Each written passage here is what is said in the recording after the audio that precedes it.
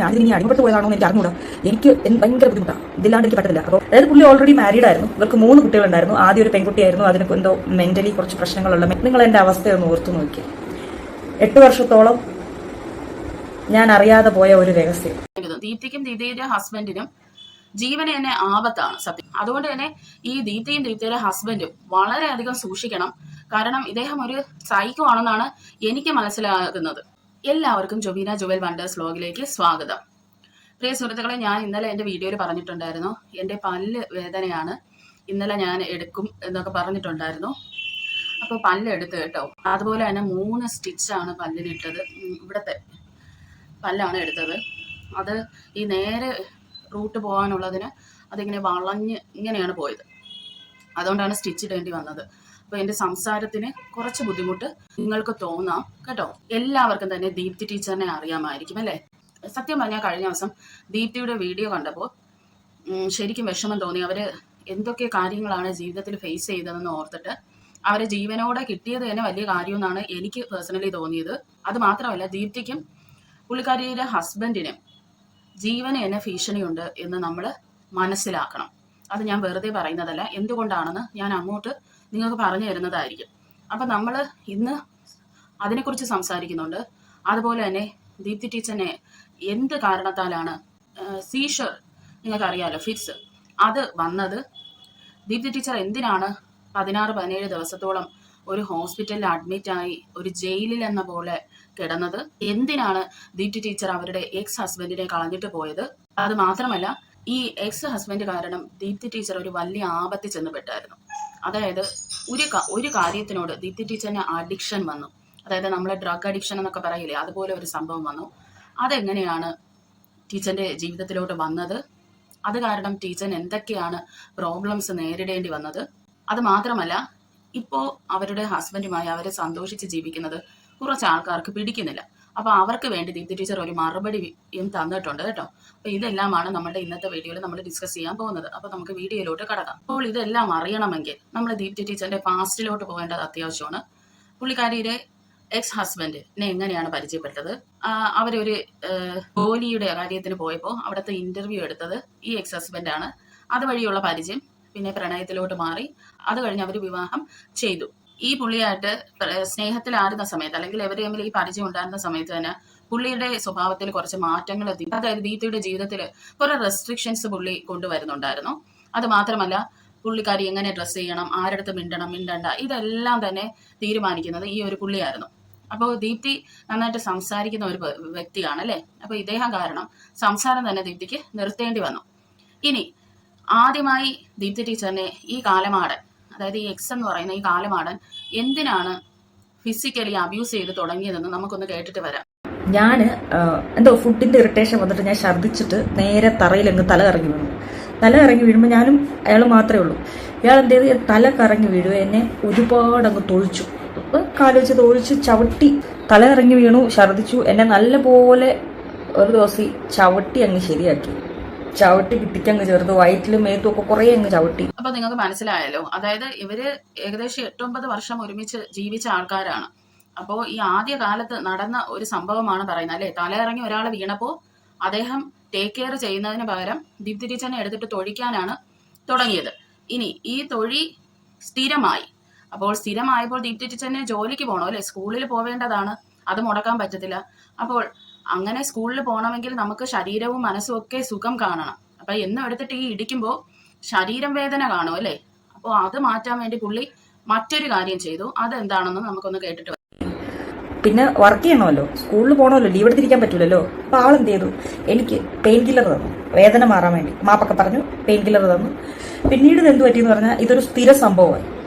ഉപദ്രവിക്കും, മാപ്പ് പറയും, pain killer തരും, ഞാനിത് കഴിക്കും. പിന്നീട് എന്ത് പറ്റിയെന്ന് പറഞ്ഞാൽ ഇതൊരു അഡിക്ഷൻ ആണോ എന്താണെന്ന് എനിക്ക് അറിഞ്ഞൂടാ. എനിക്ക് അതായത് എന്നും ശരീരവേദന, എന്നും ഈ പെയിൻ കില്ലർ തന്നെ, ഇത് തന്നെ സംഭവം.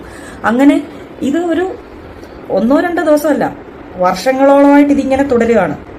പിന്നെ നമുക്ക് ഒരു പെയിൻ കില്ലർ കഴിച്ചാൽ പറ്റാണ്ടായി, 2 ആയാൽ പറ്റാണ്ടായി. അത് വല്ലാത്തൊരു തരം സ്വഭാവം. അപ്പോൾ നിങ്ങൾ ഈ കേട്ട പോലെ തന്നെ പുള്ളിക്കാരിക്ക് പെയിൻ കില്ലേഴ്സ് കൊടുത്തോണ്ടിരുന്നു. അത് മാത്രമല്ല, പുള്ളിക്കാരി അവരുടെ വീഡിയോയിൽ പറയുന്നുണ്ട്, ഇദ്ദേഹം കൊണ്ടുവന്ന് പെയിൻ കില്ലർ കൊടുക്കും, ടീച്ചർ കഴിക്കും. ഇതൊരു പെയിൻ കില്ലർ ആണോ എന്നാണെന്ന് പോലും ടീച്ചറിന് ഉറപ്പില്ലാത്ത രീതിയിലാണ് ടീച്ചർ ഇതിൽ സംസാരിക്കുന്നത് കേട്ടോ. അത് കഴിഞ്ഞ് ഇത്രയും വർഷമായിട്ടല്ലേ ഈ ഒരു ഇടിയും തൊഴിയും ഒക്കെ കൊള്ളുവാണ്. എന്നിട്ടും ദീപ്തി ഇദ്ദേഹത്തിന് വിട്ടു പോകാൻ തയ്യാറായില്ല. അത് എന്തുകൊണ്ടെന്ന് വെച്ചാൽ ദീപ്തി സ്നേഹിക്കുന്ന സമയത്ത് A to Z കാര്യങ്ങൾ ഇദ്ദേഹത്തിനോട് സത്യങ്ങളെല്ലാം പറഞ്ഞു, വീട്ടിലെ കാര്യങ്ങളും എല്ലാം പറഞ്ഞു. നമ്മൾ സ്ത്രീകൾ അങ്ങനെയാണ് അല്ലേ, എല്ലാം സത്യസന്ധമായി നമ്മുടെ പാർട്ട്ണറിന്റെ അടുത്ത് പറയും. പക്ഷെ ആണുങ്ങൾ പല കാര്യവും ഒളിച്ചു വെക്കും. ഇദ്ദേഹവും അതുമാതിരി തന്നെ പല കാര്യങ്ങളും ഒളിച്ചു വെച്ച് കള്ളത്തരമാണ് ടീച്ചറിനോട് പറഞ്ഞുകൊണ്ടിരുന്നത്. അപ്പോൾ ഇവര് 3 ആൺപിള്ളേരാണ് ഉള്ളത്. അതിൽ 2 പേര് എബ്രോഡ് സെറ്റിൽഡ് ആണെന്നും അവർക്കൊന്നും ഇദ്ദേഹത്തിനെ ഇഷ്ടമല്ലെന്നും ഇദ്ദേഹത്തിന് ഈ ലോകത്ത് ആരുമില്ലെന്നും പറഞ്ഞൊക്കെയാണ് ടീച്ചറിനോട് ഈ പറഞ്ഞു വെച്ചിരുന്നത്. അതുകൊണ്ട് തന്നെ ടീച്ചറിന് ഇദ്ദേഹത്തിൻ്റെ അടുത്ത് ഒരു സഹതാപം ഉണ്ടായിരുന്നു. അപ്പൊ ആ ഒരു സഹതാപം കാരണമാണ് ഇദ്ദേഹത്തിനെ കളഞ്ഞിട്ട് പോകാതിരുന്നത്. അത് മാത്രമല്ല, ഇങ്ങനെ വർഷങ്ങളായിട്ട് ഡ്രഗ്സ് കൊടുക്കുവാണ് അല്ലെ, അല്ലെങ്കിൽ പെയിൻ കില്ലേഴ്സ്, സെഡേഷൻ കൊടുത്തോണ്ടിരിക്കുവാണ്. ഈ അനാൽജസിക് എന്ന് പറയുമ്പോൾ അതൊരു സെഡേഷൻ ആണ്. അപ്പോൾ അതിങ്ങനെ കൊടുത്തോണ്ടിരിക്കുവാണ്. അത് ഇപ്പോൾ നമ്മളൊരു എക്സാമ്പിൾ പറയുകയാണെങ്കിൽ ഒരു പാരസെറ്റമോൾ കഴിച്ചാൽ പോലും നമുക്ക് ഉറക്കം വരും. അപ്പോൾ അങ്ങനെ കൊടുത്തോണ്ടിരിക്കുമ്പോൾ നമ്മൾ എന്തെങ്കിലും ഒരു ടോക്സിക് റിലേഷൻഷിപ്പിലാണെങ്കിൽ അതിന്ന് പുറത്ത് കടക്കാൻ നമുക്ക് ഒരിക്കലും പറ്റത്തില്ല. കാരണം നമ്മളെപ്പോഴും ഒരു സെഡേഷനിലാണ്, നമ്മളെ ബ്രെയിൻ പോലും നേരെ ചൊവ്വേ വർക്ക് ചെയ്യൂല. അപ്പൊ അതും കൂടെ ഒരു കാരണമാണെന്നാണ് എനിക്ക് തോന്നുന്നത്, ഈ ഒരു റിലേഷൻഷിപ്പ് ഇത്രയും വർഷം അവര് മുന്നോട്ട് കൊണ്ടുപോയത്. ഇനി ഞാൻ നിങ്ങളോട് പറഞ്ഞിരുന്നു, ദീപ്തിക്കും ദീപ്തിയുടെ ഹസ്ബൻഡിനും ജീവന് തന്നെ ആപത്താണ് സത്യം പറഞ്ഞ. കാരണം ദീപ്തി ഇതിൽ വ്യക്തമായി പറയുന്നുണ്ട്, പുള്ളി അതായത് എക്സ് ഹസ്ബൻഡ് ആൽക്കഹോൾ കഴിക്കുന്നതായിട്ട് ദീപ്തിക്ക് അറിയില്ല. കാരണം അദ്ദേഹം വരുമ്പോൾ ഒരു മണമോ ഒന്നുമില്ല. എന്നാൽ സിഗരറ്റിന്റെ മണമുണ്ടോ, അതുമില്ല. ഒരു മണവും ഇല്ല. മനസ്സിലായോ? സാധാരണ ഈ ആൽക്കഹോൾ കുറച്ചെടുത്താൽ പോലും നമുക്ക് വിയർപ്പ് വഴി അത് പുറത്ത് വരുമ്പോൾ അറിയാൻ പറ്റും. സ്മോക്ക് ചെയ്ത ഒരാളെ നമ്മളെ അടുത്ത് വന്നാലും നമുക്ക് അറിയാൻ പറ്റും. പക്ഷെ ഈ വക മണങ്ങളൊന്നും ഈ പറയുന്ന എക്സ് ഹസ്ബൻഡിന് ഇല്ലായിരുന്നു. അപ്പൊ ഇദ്ദേഹം വേറെ എന്തോ ഒരു സാധനം എടുക്കുന്നുണ്ടെന്ന് വേണം നമ്മൾ അനുമാനിക്കാനായിട്ട്. അത് മാത്രമല്ല, ഇദ്ദേഹത്തിനെ 3-4 വട്ടം കൊണ്ട് ഡി അഡിക്ഷൻ സെന്ററിൽ ഈ ദീപ്തി തന്നെ കൊണ്ടിട്ടിട്ടുണ്ട്. എന്നിട്ടും അദ്ദേഹത്തിന് ഒരു മാറ്റവും ഉണ്ടായിട്ടില്ലായിരുന്നു. മനസ്സിലായോ? അത് മാത്രമല്ല, എന്തുകൊണ്ടാണ് അവരുടെ ജീവിതത്തിന് ആപത്തെന്നുള്ളതെന്ന് വെച്ചാൽ ദീപ്തിയെ ഇദ്ദേഹം വിടാൻ ഉദ്ദേശിച്ചിട്ടേ ഇല്ല. ഇപ്പോൾ ദീപ്തി മറ്റൊരു വിവാഹം കഴിച്ചു, സന്തോഷകരമായി അവർ മുന്നോട്ട് ജീവിച്ചു പോകുന്നു. അത് മാത്രമല്ല, ദീപ്തിയുടെ വീഡിയോസ് ഒക്കെ കാണുമ്പോൾ അവർ തമ്മിലുള്ള സ്നേഹം കണ്ടിട്ട് ഒട്ടും തന്നെ ഇദ്ദേഹത്തിന് പിടിക്കാതെ ഇദ്ദേഹം വീണ്ടും ഈ ഒരു നാണവും ഇല്ലാതെ ഇതിനെയും ദീപ്തിയെയും മാറി മാറി ഫോൺ ചെയ്തുകൊണ്ടിരിക്കുവാണ്. എത്ര ദീപ്തി ബ്ലോക്ക് ചെയ്യാൻ ശ്രമിച്ചാലും പുതിയ പുതിയ നമ്പറിൽ നിന്ന് ഇങ്ങനെ ഫോൺ വന്നുകൊണ്ടേയിരിക്കും. ഇവരിത് ബ്ലോക്ക് ചെയ്തുകൊണ്ടേയിരിക്കും. ഇത് തന്നെയാണ് നടന്നുകൊണ്ടിരിക്കുന്നത്. പിന്നെ ദീപ്തിയുടെ നമ്പർ മാറ്റാന്ന് വെച്ചാൽ ദീപ്തിക്ക് ബിസിനസ് ഒക്കെ ഉള്ളതാണ്. അപ്പോൾ ബിസിനസ് ഉള്ള ഒരാളെ നമ്പർ മാറ്റിക്കൊണ്ടിരുന്നാൽ അത് അവരുടെ ബിസിനസിനെ ബാധിക്കും അല്ലേ. അപ്പോൾ വീണ്ടും ഇദ്ദേഹം ദീപ്തിയുടെ ജീവിതത്തിലോട്ട് വന്ന് പ്രശ്നങ്ങൾ ഉണ്ടാക്കാനായിട്ട് മെനക്കെട്ട് നിൽക്കുവാണ്. അതുകൊണ്ട് തന്നെ ഈ ദീപ്തിയും ദീപ്തിയുടെ ഹസ്ബൻഡും വളരെയധികം സൂക്ഷിക്കണം. കാരണം ഇദ്ദേഹം ഒരു സൈക്കോ ആണെന്നാണ് എനിക്ക് മനസ്സിലാകുന്നത്. അദ്ദേഹത്തിന്റെ ഈ മുമ്പത്തെ പല ബിഹേവിയർ നമ്മൾ കണ്ടിട്ടുണ്ടല്ലോ. അതുകൊണ്ട് തന്നെ ഇദ്ദേഹം ഒരു സൈക്കോ ആവാനാണ് സാധ്യത. അതുകൊണ്ട് ഇവർ രണ്ടുപേരും, ഇപ്പൊ ദീപ്തി ആയിരുന്നാലും ഹസ്ബൻഡ് ആയിരുന്നാലും യാത്രയൊക്കെ പോകുമ്പോഴും വീടിന് പുറത്ത് പോകുമ്പോഴും ഒക്കെ എപ്പോഴും ഒരു ശ്രദ്ധ വെക്കണമെന്നാണ് എനിക്ക് അവരോട് പേഴ്സണലി പറയാനുള്ളത്. ഇനി എന്തുകൊണ്ടാണ് ദീപ്തിയുടെ എക്സ് ഹസ്ബൻഡിനെ കളഞ്ഞത്, അല്ലെങ്കിൽ അയാളെ ജീവിതത്തിൽ നിന്ന് എടുത്ത് മാറ്റിയതെന്ന് നമുക്കൊന്ന് നോക്കാം. നമ്മൾ ആരും തന്നെ ദീപ്തിയുടെ എക്സ് ഹസ്ബൻഡിനെ കണ്ടിട്ടില്ല അല്ലെ. അവരുടെ ഒരു വീഡിയോയിൽ പോലും ഈ ഹസ്ബൻഡ് വന്നിട്ടില്ല. ദീപ്തി പോലും അയാളുടെ പ്രൈവസിയെ മാനിച്ച് അയാളുടെ ഫോട്ടോയോ അമ്മയുടെ ഫോട്ടോയോ ഒന്നും സോഷ്യൽ മീഡിയയിൽ ഇട്ടിട്ടില്ല. നമുക്ക് ആർക്കും അറിയില്ല ദീപ്തിയുടെ എക്സ് ഹസ്ബൻഡ് ആരാണ് എന്നുള്ളത്. ഇത്രയും വർഷം ദീപ്തി വീഡിയോസ് ഇട്ടിട്ടും ഈ എക്സ് ഹസ്ബൻഡ് എന്തുകൊണ്ടാണ് ഈ ഒരു വീഡിയോയിൽ വരാതിരുന്നത്? അവർ ഒരുമിച്ച് ഉണ്ടായിരുന്നപ്പോൾ അതിനെപ്പറ്റി നിങ്ങൾ ആരെങ്കിലും ചിന്തിച്ചിട്ടുണ്ടോ? അപ്പോൾ എന്തോ സംതിങ് ഒളിക്കാനുള്ളത് കൊണ്ടായിരിക്കും അല്ലേ. അങ്ങനെയാണ് ഒരു ദിവസം ദീപ്തി ഈ ഹസ്ബൻഡിനെ ഫോൺ ചെക്ക് ചെയ്യുന്ന പരിപാടിയൊന്നും ദീപ്തിക്കില്ല. പക്ഷെ വളരെ അവിചാരിതമായിട്ട് ദീപ്തി നോക്കുമ്പോൾ ഈ ഹസ്ബൻഡിന്റെ ഫോൺ നോക്കുമ്പോൾ അതിൽ ഒരു സ്ത്രീയുടെയും 2 ആൺകുട്ടികളുടെയും ഫോട്ടോ കിടക്കുന്നു. ഇതിനെപ്പറ്റി ദീപ്തി ഹസ്ബൻഡ് ഡി അഡിക്ഷൻ സെന്ററിൽ നിന്ന് വന്ന സമയത്ത് ഇതിനെപ്പറ്റി സംസാരിക്കുകയും ആ സമയത്ത് ഇയാൾ എന്താണ് പറഞ്ഞതെന്ന് നമുക്കൊന്ന് കേട്ടിട്ട് വരാം. ഞാനിത് കണ്ട കാര്യം ഞാൻ പറഞ്ഞു. അപ്പൊ എന്റെ അടുത്ത് ഇരുന്നിട്ട് കുറെ കാര്യങ്ങളൊക്കെ പറഞ്ഞു. അപ്പോഴാണ് ഞാൻ അറിയുന്നത് പുള്ളി കുറെ വർഷങ്ങൾക്ക് മുന്നേ കല്യാണം കഴിച്ചതായിരുന്നെന്നും ഞാനും പുള്ളിയും പരിചയപ്പെടുന്ന സമയത്തിന് കുറച്ച് നാൾ മുന്നേ ഉള്ള ഫോട്ടോയാണ്. അതായത് 2 ആമക്കള്, അത് ഭാര്യ. അതായത് പുള്ളി ഓൾറെഡി മാരീഡ് ആയിരുന്നു. ഇവർക്ക് 3 കുട്ടികളുണ്ടായിരുന്നു. ആദ്യം ഒരു പെൺകുട്ടിയായിരുന്നു. അതിന് എന്തോ മെന്റലി കുറച്ച് പ്രശ്നങ്ങളുള്ള, മെന്റലി റിട്ടാർഡ് ആയിരുന്നു. അതിന് എന്തോ അസുഖം ഉണ്ടായിരുന്ന കുഞ്ഞാണ്. അവർ മധ്യപ്രദേശിലെ മറ്റുമായിരുന്ന ആ സമയത്ത് അവിടെ വെച്ച് മരിച്ചു. അവിടെ വെച്ച് തന്നെയാണ് ആ കുഞ്ഞിനെ അടക്കിയത്. അത് കഴിഞ്ഞുള്ള 2 ആൺകുട്ടികളാണിത്. ഇവര് ലീഗലി ഡിവോഴ്സ് ആണെന്ന് പറയുന്നു. നിങ്ങൾ എന്റെ അവസ്ഥയൊന്ന് ഓർത്തു നോക്കി. 8 വർഷത്തോളം ഞാൻ അറിയാതെ പോയ ഒരു രഹസ്യം. അതെ, ഇവിടെ ദീപ്തിയുടെ അവസ്ഥ വളരെ പരിതാപകരമാണ് അല്ലെ. ഒന്ന് ആലോചിച്ച് നോക്കി, ഇത്രയും വർഷം ഒരാളെ വിശ്വസിച്ച് അദ്ദേഹത്തിന്റെ കൂടെ അദ്ദേഹത്തിന്റെ ഫിസിക്കൽ അബ്യൂസും മെന്റൽ ടോർച്ചറിങ്ങും എല്ലാം സഹിച്ച് ഇവർ ജീവിച്ചിട്ട് പെട്ടെന്ന് ഒരു ദിവസം ഇങ്ങനെ മറ്റൊരു വിവാഹം കഴിച്ചെന്നും, അത് മാത്രമല്ല വിവാഹം കഴിച്ച മാത്രമല്ല അതിൽ 3 കുട്ടികളും ഉണ്ട് എന്നൊക്കെ പറയുമ്പോൾ ഒരു സ്ത്രീയെ സംബന്ധിച്ചിടത്തോളം അത് എത്രമാത്രം ഒരു ഷോക്കാണല്ലേ നമുക്കത് തരുന്നത്. അപ്പോഴും ദീപ്തി ഒരിക്കലും ദീപ്തിയുടെ ഹസ്ബൻഡിനെ കളഞ്ഞില്ല, അതാണ് സത്യം. അത് കഴിഞ്ഞും ദീപ്തിയുടെ ഹസ്ബൻഡിനെ ഡീഅഡിക്ഷൻ സെന്ററിൽ കൊണ്ടിട്ട് ഇദ്ദേഹം നന്നാവുന്നെങ്കിൽ നന്നാവട്ടെ എന്ന്. പക്ഷേ 3-മത്തെയോ 4-മത്തെയോ വട്ടം ഇദ്ദേഹം ദീപ്തിയെ നന്നായിട്ട് തന്നെ എടുത്തിട്ട് അടിച്ചു. അതായത് ഇപ്പോഴത്തെ ഹസ്ബൻഡിന്റെ മുന്നേ വെച്ചാണ് അത് നടക്കുന്നത്. അവരെല്ലാവരും കൂടെ ചേർന്നാണ് ഈ ദീപ്തിയെ രക്ഷപ്പെടുത്തുന്നത് തന്നെ. അതോടുകൂടി ദീപ്തി ഈ ഒരു പ്രതീക്ഷ ഇല്ലാതെ ആയി ദീപ്തിക്ക്, മനസ്സിലായോ? അതായത് ഓൾറെഡി ഈ ഭാര്യയും കുട്ടിയും ഉണ്ടെന്ന് പറയുമ്പോൾ തന്നെ സ്ത്രീകൾ മടുക്കും അല്ലെ, വിശ്വാസവഞ്ചനയാണ് ചെയ്തത്. അതുകൊണ്ട് തന്നെ ദീപ്തിക്ക് പിന്നെ ഈ ഒരു റിലേഷൻ മുന്നോട്ട് കൊണ്ടുപോകാൻ താല്പര്യമില്ലായിരുന്നു. കാരണം എത്രയെന്ന് പറഞ്ഞ ഒരു സ്ത്രീ സഹിക്കും?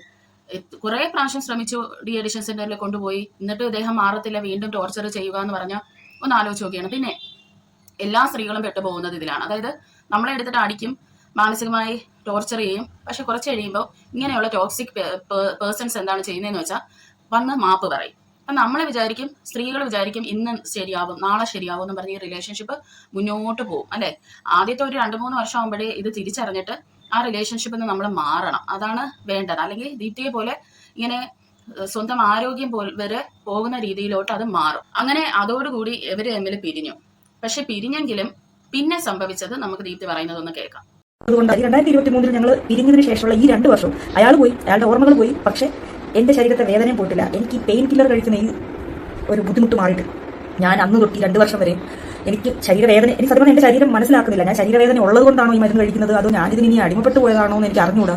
എനിക്ക് ഭയങ്കര ബുദ്ധിമുട്ടാണ്, ഇതില്ലാണ്ട് എനിക്ക് പറ്റത്തില്ല. അപ്പോൾ എന്റെ ജീവിത പങ്കാളി ഇതിനു മുന്നേ എന്നെ ഉപദ്രവിച്ചിട്ട് എനിക്ക് മരുന്നായിട്ട് തന്ന ഗുളികകൾ, അതാണ് ഞാൻ പറഞ്ഞ വേദന സംഹാരി, വേദന മാറ്റാൻ വേണ്ടി നമ്മൾ സ്നേഹിക്കുന്ന വ്യക്തി തന്നു, നമ്മൾ കഴിച്ചു, അത് അങ്ങ് ശരീരത്തിൽ അഡിക്ഷൻ പോലെയാണ് ആയിട്ട്. അപ്പൊ ഈ ഒരു 2 വർഷം എന്നെ കൊണ്ട് എനിക്ക് എന്ത് ചെയ്യണം അറിയത്തില്ല. 2 തവണ ഒരാശുപത്രി പോയി, പറ്റിയില്ല, എന്നെ കൊണ്ട് നിർത്താൻ പറ്റിയില്ലായിരുന്നു. ഇപ്പൊ ഈ ഒരു കഴിഞ്ഞ കുറെ ദിവസം ഒരു ആശുപത്രിയിൽ സത്യം പറഞ്ഞ ജയിലിൽ കിടക്കുന്ന പോലെ, അല്ലെങ്കിൽ ഇത് നിർത്താൻ വേണ്ടിയിട്ട് ഇവിടെ തന്നെ സിസ്റ്റർമാരുടെ ഒരു ആശുപത്രിയിൽ പോയി, സത്യം ഒരു ജയിൽ പോലെയുള്ളവരുടെ തടച്ചിട്ടു തന്നെ പറയാം. അങ്ങനെയുള്ളവരുടെ നിന്ന് അവിടെ നിന്നാണ് ഇപ്പോൾ എന്റെ ഈ ഒരു പെയിൻ കില്ലർ കഴിക്കുക എന്നുള്ള ആ ഒരു, അതായത് ശരീരത്തെ വേദന മാറി, വേദന എന്റെ ശരീരത്തിൽ ഇല്ല എന്നുള്ളത് എന്റെ തലച്ചോറിനെ പറഞ്ഞ് മനസ്സിലാക്കിയതാണോ അതോ എന്റെ ശരീരത്തിന് വേദന എടുത്ത് മാറ്റിയിട്ടാണോ എന്ന് എനിക്കറിയത്തില്ല. എനിക്കിപ്പോൾ ഒരു കുഴപ്പമില്ല. കുറെ ദിവസം ഞാൻ ആശുപത്രിയിൽ കിടന്നു. അത് ആശുപത്രിയല്ല, ശരിക്കും പറഞ്ഞ ഒരു ജയിൽ തന്നെയാണ്. എനിക്കത് പറയുന്നത് യാതൊരു നടക്കലുമില്ല. ഇത് കേട്ടിട്ട് ശരിക്കും ഞാൻ ഞെട്ടി കേട്ടോ. അതായത് ചുരുക്കി പറഞ്ഞ ദീപ്തി ഒരു ഡീഅഡിക്ഷൻ സെന്ററിൽ തന്നെയാണ് കിടന്നതെന്ന് വേണം നമുക്ക് അനുമാനിക്കാനായിട്ട്. ഈ പെയിൻ കില്ലർ ആണെന്ന് പറഞ്ഞാലും ഇതൊരു ഡ്രഗ് ആണല്ലേ, ഒരു ഡ്രഗിന് അഡിക്ഷൻ തന്നെയായിരുന്നു ദീപ്തിനെ ഈ ഒരു റിലേഷൻഷിപ്പ് കൊണ്ട് ചെന്ന് എത്തിച്ചത്. നിങ്ങൾ ആലോചിക്കണം, 2 ദീപ്തി ഓൾറെഡി ട്രീറ്റ്മെന്റിന് പോയിട്ട് ദീപ്തിക്ക് അത് നിർത്താൻ കഴിഞ്ഞില്ല. 3-മത്തെ വട്ടമാണ് ദീപ്തിക്ക് ഇതിൽ നിന്ന് പുറത്തു വരാനായിട്ട് സാധിച്ചത്. അതിന് നമ്മൾ നന്ദി പറയേണ്ടത് ദീപ്തിയുടെ ഹസ്ബൻഡിനാണ് കേട്ടോ. കാരണം അദ്ദേഹം ഈ ഒരു 16-17 ദിവസം ദീപ്തിയുടെ കൂടെ തന്നെ ഉണ്ടായിരുന്നു. എല്ലാവിധ സപ്പോർട്ടും കെയറും അദ്ദേഹം കൊടുത്ത് ദീപ്തിക്ക് അത്ര സപ്പോർട്ടീവായി നിന്നതുകൊണ്ട് തന്നെയാണ് ദീപ്തി ഇതിന്ന് ഓവർകം ചെയ്യാനായിട്ട് ദീപ്തിക്ക് പറ്റിയത്. പിന്നെ മറ്റൊരു കാര്യം എന്ന് പറഞ്ഞാൽ ദീപ്തിക്ക് ഫിറ്റ്സ് വരും അല്ലെ, പണ്ടൊന്നും വന്നിട്ടില്ല. പക്ഷെ ഇടയ്ക്ക് വെച്ചാണ് ദീപ്തിക്ക് സീഷർ, എഫിബ്രൈൽ സീഷറാണ് വരുന്നത് ദീപ്തിക്ക്. അതെന്തുകൊണ്ടാണെന്ന് നമുക്കൊന്ന് ചിന്തിക്കേണ്ടതായിട്ടുണ്ട്. കാരണം ഈ സെഡേഷൻസ് ഒക്കെ കഴിക്കുമ്പോൾ നമ്മുടെ സെൻട്രൽ നെർവസ് സിസ്റ്റത്തിനെയാണ് അത് ബാധിക്കുന്നത്. അതുകൊണ്ട് തന്നെ ഏതെങ്കിലും രീതിയിൽ അതിനെ ഓൾട്ടർ ചെയ്തിട്ടായിരിക്കണം, പ്രവർത്തനത്തിനെ ഓൾട്ടർ ചെയ്തിട്ടായിരിക്കണം ദീപ്തിക്ക് ഈ സീഷർ എന്ന് പറയുന്ന സംഭവം വന്നതെന്നാണ് എനിക്ക് പേഴ്സണലി തോന്നുന്നത്. ഞാൻ അങ്ങനെ പറയാൻ കാരണം ഇപ്പോൾ ദീപ്തിക്ക് സീഷർ നന്നായിട്ട് തന്നെ മാറിയിട്ടുണ്ട്. വിത്തിൻ കുറച്ച് നാളുകൾക്കുള്ളിൽ ഈ ടാബ്ലറ്റ് കഴിപ്പ് നിർത്താമെന്നാണ് ഡോക്ടർ പറഞ്ഞിരിക്കുന്നത് ദീപ്തിയുടെ അടുത്ത്. അപ്പൊ ആലോചിക്കണം, ഈ ഒരു നരാധമൻ ദീപ്തിയെ കൊണ്ടു ചെന്ന് എത്തിച്ചത് എങ്ങോട്ടാണെന്ന് നമ്മൾ എല്ലാവരും ചിന്തിക്കേണ്ടതാണ്. പിന്നെ ദീപ്തി മറ്റൊരു കാര്യം ഇതിൽ പറയുന്നുണ്ട്, ആർക്കെങ്കിലും ഇങ്ങനെയുള്ള പ്രശ്നങ്ങൾ ഉണ്ട് എന്നുണ്ടെങ്കിൽ ദീപ്തിക്ക് അവരെ സഹായിക്കാൻ കഴിയും, ദീപ്തിയെ അവര് വിളിക്കണം, ദീപ്തി അതിനു വേണ്ടിയുള്ള എല്ലാ ഹെൽപ്പും മാർഗനിർദ്ദേശങ്ങളും ഒക്കെ തരുമെന്ന് പറഞ്ഞിട്ടുണ്ട് കേട്ടോ. അതുകൊണ്ട് ഏതെങ്കിലും സ്ത്രീകൾ ഇതുവഴി കടന്നു പോകുന്നുണ്ട്, അല്ലെങ്കിൽ ഏതെങ്കിലും ഒരു ടോക്സിക് റിലേഷൻഷിപ്പിലൊക്കെ ഉണ്ടെങ്കിൽ നിങ്ങൾ അതിന് പുറത്ത് വരണം, നിങ്ങളെ കൊണ്ട് അത് പറ്റും. ദീപ്തി തന്നെ പറയുന്നുണ്ട്, അവരെ ഈ 40-50 വയസ്സായ അമ്മമാര് വരെ വിളിച്ചിട്ട് ഇപ്പോഴും ഭർത്താവിന്റെ ഇടിയും കൊണ്ട് വല്ലാത്തൊരു അവസ്ഥയിൽ ജീവിക്കുന്ന സ്ത്രീകൾ ഇപ്പോഴും ഉണ്ട്. ഒന്നും വിചാരിക്കരുത്, റിലേഷൻഷിപ്പിൽ നിന്ന് നിങ്ങൾ പുറത്ത് വരണം, അല്ലെങ്കിൽ നിങ്ങൾ ഒരു ജീവിതമേ ഉള്ളൂ. ഞാൻ എപ്പോഴും എൻ്റെ വീഡിയോസിൽ പറയുന്നതിന് ഒരു ജീവിതമേ ഉള്ളൂ, അത് നിങ്ങൾ ഒരിക്കലും കൊണ്ട് കളയരുത്. നല്ലൊരു പ്രഷ്യസ് ആയിട്ടുള്ള ലൈഫ് വല്ലവനും കൊണ്ടുപോയി തൊലയ്ക്കരുത്, അതിനി ആണായിരുന്നാലും പെണ്ണായിരുന്നാലും. ദീപ്തി ഇപ്പോൾ ഹസ്ബൻഡുമായിട്ട് വളരെ സന്തോഷത്തോടെയാണ് ജീവിക്കുന്നത്. അവരുടെ അതുകൊണ്ട് തന്നെ അവർ വളരെ സ്നേഹത്തോടു കൂടി അല്ലെങ്കിൽ ആ ഒരു സ്നേഹം കാണിക്കുന്ന രീതിയിലുള്ള ചില വീഡിയോസൊക്കെ അവർ ഇടാറുണ്ട്. അതൊന്നും എന്തുകൊണ്ടെന്നറിയില്ല, കുറെ ആൾക്കാർക്ക് പിടിക്കുന്നില്ല. അപ്പോൾ ദീപ്തി ഒരു ടീച്ചറല്ലേ, ഇങ്ങനെയൊക്കെ എന്തിനാണ് ഫോട്ടോ എടുത്തിടുന്നതെന്നൊക്കെയാണ് ചില മണ്ടന്മാരും മണ്ടികളും ഒക്കെ ചോദിക്കുന്നത്. അപ്പോൾ ദീപ്തി എന്നെ പറയുന്നുണ്ട്, എന്നെ ഇനി നിങ്ങൾ ടീച്ചറായിട്ട് കാണണ്ട, കാരണം ഞാൻ ടീച്ചിങ് പ്രൊഫഷൻ മൊത്തത്തിൽ നിർത്തി. കാരണം ടീച്ചർ എന്ന് പറയുന്നത് തന്നെ ദീപ്തിക്ക് ഇപ്പം വലിയൊരു ബാധ്യതയായി വന്നിരിക്കുവാണ്. കാരണം ടീച്ചർ ആയതുകൊണ്ട് സ്നേഹം പുറത്ത് കാണിക്കാൻ പാടില്ല എന്നൊക്കെയാണ് ആളുകൾ അവരോട് പറയുന്നത്, ചില ആൾക്കാർ കേട്ടോ. പിന്നെ അത് മാത്രമല്ല, ദീപ്തി എന്നെ മുന്നത്തെ ദീപ്തിയുടെ ഒരു വീഡിയോയിൽ പറഞ്ഞിട്ടുണ്ട്, ഞാൻ ഒരിക്കലും ഇങ്ങനെ കാണിക്കത്തില്ല സ്നേഹം, അതിലൊന്നും അതിങ്ങനെ പബ്ലിക്ക് വന്ന് കാണിക്കാനൊന്നും എനിക്ക് താല്പര്യമില്ലെന്ന് പറഞ്ഞിട്ടുണ്ട്. പക്ഷെ നമ്മൾ ഓരോ അനുഭവത്തിലോട്ട് വരുമ്പോഴാണല്ലേ നമ്മുടെ പല കാര്യങ്ങളും നമ്മൾ പറഞ്ഞത് മാറും. അപ്പോൾ ദീപ്തി എന്നെ അതിനൊരു നല്ല മറുപടി ഇങ്ങനെയുള്ള ഹേറ്റേഴ്സിന് വേണ്ടി പറഞ്ഞിട്ടുണ്ട്. അതും കൂടെ നമുക്കൊന്ന് കേൾക്കാം. ഇടുന്നുണ്ട്. പിന്നെ ഞാനും കുഞ്ഞാവയും കൂടെ ചേർന്നുള്ള ചില വീഡിയോസ് ഇടുന്നതാണ് പലർക്കും അങ്ങോട്ട് ഉൾക്കൊള്ളാൻ പറ്റാത്തത് എന്ന് എനിക്ക് മനസ്സിലായി. പക്ഷേ ഞങ്ങളുടെ സന്തോഷമല്ലേ, അത് കണ്ട് സന്തോഷമുള്ളവരുണ്ട്. അതിന് അത്ര വൾഗറായിട്ടുള്ള കാര്യങ്ങളൊന്നും അല്ലല്ലോ. ഇനി ഞാൻ പറഞ്ഞിട്ടുണ്ടെന്നാ പറയും, ഞാൻ പറഞ്ഞിട്ടുണ്ടാവും എന്താണ് ഞങ്ങൾ അങ്ങനെയുള്ള ഇഴുകി ചേർന്നുള്ള വീഡിയോസ് ഒന്നും ഇല്ല എന്ന് പറഞ്ഞിട്ടുണ്ടാവും. ചില വാക്കൊക്കെ ഞാൻ ഇവിടെ മാറ്റി പറയട്ടെ എന്ന് ഞാൻ അനുഭവിച്ചാൽ മാത്രം പോരല്ലോ. കുറച്ചൊക്കെ സന്തോഷിക്കട്ടെ, സന്തോഷം മറ്റുള്ളവരും കൂടെ ഒന്ന് കാണട്ടെ, കണ്ടവർ കാണട്ടെ. ഇങ്ങനെയെങ്കിലൊക്കെ ചെറിയ ചെറിയ പ്രതികാരങ്ങളൊക്കെ ചെയ്യട്ടെ, ഞാൻ അത്രയിലൊക്കെ വേണ്ടേ. അതെ പ്രിയ സുഹൃത്തുക്കളെ, കാരണം ഇത്രയും നാളും അവർ നന്നായിട്ട് ജീവിച്ചിട്ട് പോലുമില്ല. ഇനിയെങ്കിലും അവരെ ഇഷ്ടത്തിനൊത്ത് ജീവിക്കട്ടെ. ഈ സന്തോഷം, അവരുടെ ഇപ്പോഴത്തെ ലൈഫിലുള്ള സന്തോഷം കണ്ടിട്ട് കുരു പൊട്ടിയിട്ടാണ് നമ്മുടെ ഈ സൈക്കോ ആയ എക്സ് ഹസ്ബൻഡ് ഇപ്പൊ വീണ്ടും ഫോൺ പിടിച്ചവരെ ശല്യപ്പെടുത്താൻ തുടങ്ങിയിട്ടുള്ളത്. അവനെ പിടിച്ച് കെട്ടിയിട്ടില്ല എന്നുണ്ടെങ്കിൽ ഈ രണ്ട് വ്യക്തികൾക്ക് ഇവ നാളെ ഒരു പാരയായി മാറും എന്നുള്ളതിൽ ഒരു സംശയവുമില്ല കേട്ടോ. അതുകൊണ്ട് ഇവരെന്തെങ്കിലും ഒരു മെഷർമെന്റ് അല്ലെങ്കിൽ ഇനിഷ്യേറ്റീവ് ഈ ഒരു വ്യക്തിയുടെ കാര്യത്തിൽ എടുക്കണം. അത് മാത്രമല്ല, ഈ വ്യക്തിയുടെ ഫോട്ടോ ഇതുവരെ ദീപ്തി ആർക്കും തന്നെ കാണിച്ചിട്ടില്ല, പബ്ലിക് ആക്കിയിട്ടില്ല. ഞാൻ പറയുന്നത് ഈ വ്യക്തിയുടെ ഫോട്ടോ പബ്ലിക് ആക്കണം. കാരണം അഥവാ ഈ ടീച്ചറിനെ ഏതെങ്കിലും രീതിയിൽ അപായപ്പെടുത്താൻ വല്ലതും ഈ മനുഷ്യൻ വരുന്നുണ്ടെങ്കിൽ ആളുകൾക്കെങ്കിലും കണ്ടാൽ മനസ്സിലാവുമല്ലോ ഇദ്ദേഹം ഇന്നടത്ത് എത്തിയിട്ടുണ്ട് എന്ന്, കണ്ടാൽ മനസ്സിലാവണമല്ലോ. അങ്ങനെയെങ്കിലും അവരെ രക്ഷപ്പെടുത്തി നമുക്ക് കൊണ്ടുവരാൻ പറ്റും. അതുകൊണ്ടാണ് ഞാൻ പറയുന്നത്, ഇയാളെ ഒന്ന് കാണണം, പബ്ലിക്കിലാക്കണം ഈ ഒരു വൃത്തികെട്ടവന്റെ ഫേസ്. നമുക്കൊക്കെ ഒന്ന് കാണുമെന്ന് വളരെ അതിയായ ഒരു ആഗ്രഹമുണ്ട് കേട്ടോ ഇവനെ. പിന്നെ എനിക്ക് ഇവന്റെ വീട്ടുകാരോട് പറയാനുള്ളതെന്ന് പറഞ്ഞാൽ, എത്രയും വേഗം നിങ്ങളുടെ മകനെ പിടിച്ച് എവിടെയെങ്കിലും കെട്ടിയിടുന്നതായിരിക്കും നല്ലത്. കാരണം ഇതിനെല്ലാം വളം വെച്ച് കൊടുത്തതും എല്ലാം ഈ അമ്മയാണ്, മനസ്സിലായോ? അപ്പൊ അതുകൊണ്ട് മകനെ പിടിച്ച് കെട്ടിയിട്ടില്ല എന്നുണ്ടെങ്കിൽ നാളെ മകന്റെ ജീവിതം പോഞ്ഞാട്ടെ ആവുന്നേ നമുക്കിവിടെ പറയാനായിട്ടുള്ളൂ. അപ്പോൾ പ്രിയ സുഹൃത്തുക്കളെ, ഇത് വളരെ സാമ്പിൾ വെടിക്കെട്ടാണ് ദീപ്തി വന്ന് പറഞ്ഞിട്ടുള്ളത്. ഇത് ദീപ്തിയുടെ അസുഖവുമായി ബന്ധപ്പെട്ട് വന്നതുകൊണ്ടാണ് ഇത്രയും കാര്യങ്ങൾ ദീപ്തി എക്സിനെ കുറിച്ച് പറഞ്ഞത്. ഇനിയും കൊടിയ പീഡനങ്ങൾ പറയാനുണ്ടെന്നാണ് അവർ പറയുന്നത്. അതൊന്നും അവർക്ക് സംസാരിക്കാൻ താല്പര്യമില്ല എന്ന് പറഞ്ഞിട്ട് അവരതിനെക്കുറിച്ച് പറഞ്ഞിട്ടില്ല. കാരണം ഇത് തന്നെ കേട്ടിട്ട് നമുക്ക് തലയിറങ്ങുവാണ്. ഇനി ബാക്കിയുള്ളതും കൂടെ കേട്ടാൽ എനിക്കറിയില്ല. പിന്നെ കുറെ ആൾക്കാർ വന്ന് പറയാറുണ്ട്, എന്തിനാണ് ഇതൊക്കെ വന്ന് പബ്ലിക്ക് പറയുന്നത്. ഇങ്ങനെ വന്ന് പബ്ലിക്ക് പറയുന്നവരുടെ അടുത്ത് നമ്മൾ താങ്ക്സ് ആണ് പറയുന്നത്. കാരണം ഇങ്ങനെയുള്ള കുറച്ച് ആൾക്കാരുള്ളത് കൊണ്ടാണ് ഈ ലോകത്ത് ഇങ്ങനെയൊക്കെ നടക്കാറുണ്ടെന്നും നമുക്കൊക്കെ ഇതൊരു പ്രിക്വേഷനായിട്ട് എടുക്കാനും പറ്റുന്നത്, നമുക്കൊക്കെ മനസ്സിലാക്കാൻ പറ്റുന്നത്, അല്ലേ? അല്ലെങ്കിൽ എല്ലാവരുടെയും ലൈഫ് കറക്റ്റ് വേയിലാണ് പോകുന്നത്, സന്തോഷകരമായാണ് പോകുന്നതെന്ന് ഈ കള്ളത്തരം വന്ന് പുറത്ത് കാണിക്കുന്നതെന്ന് നല്ലതല്ലേ? ഈ സത്യം പോലെ വിളിച്ച് പറയുന്ന ആൾക്കാരെ നമ്മൾ അപ്രീഷിയേറ്റ് ചെയ്യണം, അല്ലേ? അവരുടെ ലൈഫ് അവരൊരു എക്സാമ്പിൾ ആയിട്ടാണ് വെക്കുന്നത്. അപ്പം അവരെ ഒരിക്കലും നമ്മൾ കുറ്റം പറയരുതെന്നാണ് എനിക്ക് പറയാനുള്ളത്. അപ്പോൾ നിങ്ങൾക്ക് സൗണ്ട് എത്രത്തോളം, അല്ലെങ്കിൽ ഞാൻ പറയുന്നത് എത്രത്തോളം വ്യക്തമാവുന്നെന്ന് എനിക്കറിയില്ല. കാരണം ഭയങ്കര വേദനയാണ് ഇവിടെ, നല്ല നീരുമുണ്ട് കേട്ടോ, നല്ല നീരുമുണ്ട്. ഒരാഴ്ച കഴിഞ്ഞാണ് സ്റ്റിച്ച് റിമൂവ് ചെയ്യുമെന്ന് പറഞ്ഞത്. ഇപ്പം ഭയങ്കര പാടാണ് നമുക്ക് സംസാരിക്കാൻ. വാ തുറന്ന് അങ്ങോട്ട് എൻ്റെ ആ ഒരു ഫീലിങ്സ് ഒന്നും എനിക്ക് കാണിക്കാൻ സത്യം പറഞ്ഞാൽ പറ്റിയില്ലെന്ന് വേണം പറയാനായിട്ട്. അപ്പോൾ അടുത്ത ഒരു വീഡിയോയുമായി വരുന്നവരെ ചിന്തൻ ബൈ.